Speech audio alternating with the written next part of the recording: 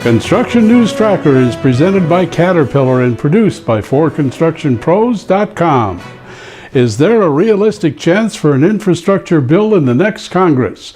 That answer is yes, as many sectors of the industry, including highly placed associations, concur. Many of those working on the issue say there's a path forward to raise the nation's fuel tax that's not been touched since 1993. One such proposition by the U.S. Chamber of Commerce seeks a 25% gallon hike in the tax to raise an estimated $394 billion over the next 10 years. Former Transportation Secretary Ray LaHood, recently on CNBC, says the impetus for renewed infrastructure is building. Democrats are ready to pass a pretty big, bold bill and pay for it, probably raise the gas tax in order to get a pot of money that can really take care of the 60,000 structurally deficient bridges and interstates that are crumbling, and take care of the Gateway project in New York, which is very, very important. And I think once the Democrats do that, it'll start in the House, and I think the new chairman of the Transportation Committee, the new chairman of the Ways and Means Committee, where the money has to come from, Peter DeFazio, Transportation, Richie Neal from Boston, or from Massachusetts, Ways and Means. I think they're prepared to do something very big.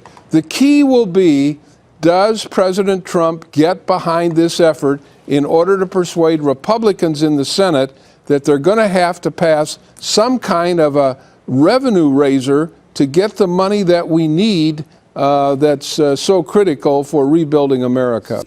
Homebuilder confidence took its biggest tumble in 5 years in November as nearly every metric on the Wells Fargo Housing Market Index dropped. The closely watched metric fell some 8 points to level off at 60, pounded by labor shortages and rising regulatory costs. Builder sentiment is said to remain in positive territory. Even as single-family building permits through October are running below starts, pointing to lackluster future construction. Meanwhile, Moody's Investor Service lowered its outlook for the building materials industry from positive to stable as it reports those companies decelerating in growth for 2019 to an annualized pace below 7%.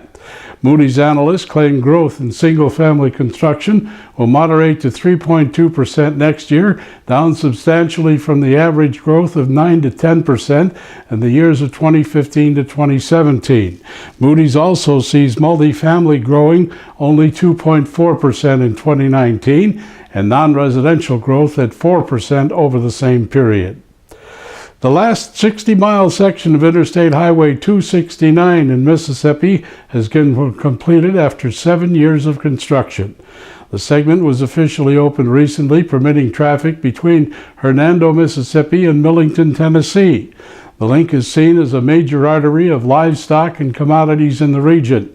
It took 13,891,000 cubic yards of earthwork, 862,000 tons of asphalt, and nearly 93,000 cubic yards of concrete to complete the job.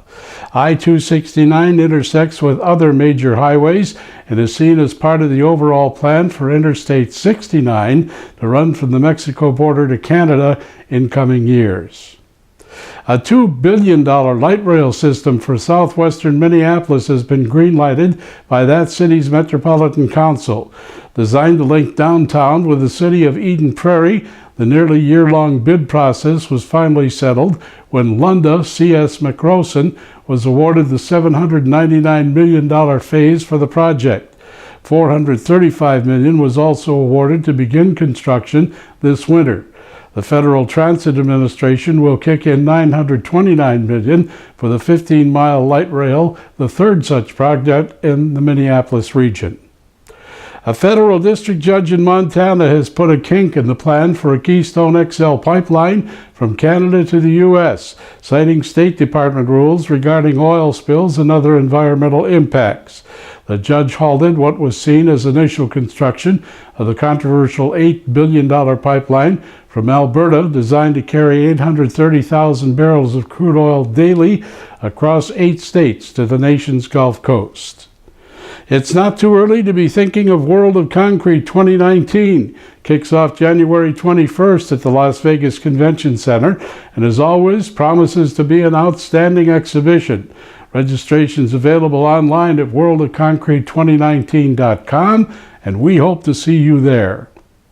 In closing, in any group of people, a small fraction will be leaders, a larger fraction will be followers, and a substantial portion just won't want to get involved. This is Construction News Tracker, looking over the industry that makes the world a better place. Presented by Caterpillar and produced by 4constructionpros.com. Follow us on social media at Twitter using hashtag Construction News, YouTube at 4constructionpros, and on Facebook at /4constructionpros, as the streaming web never ends.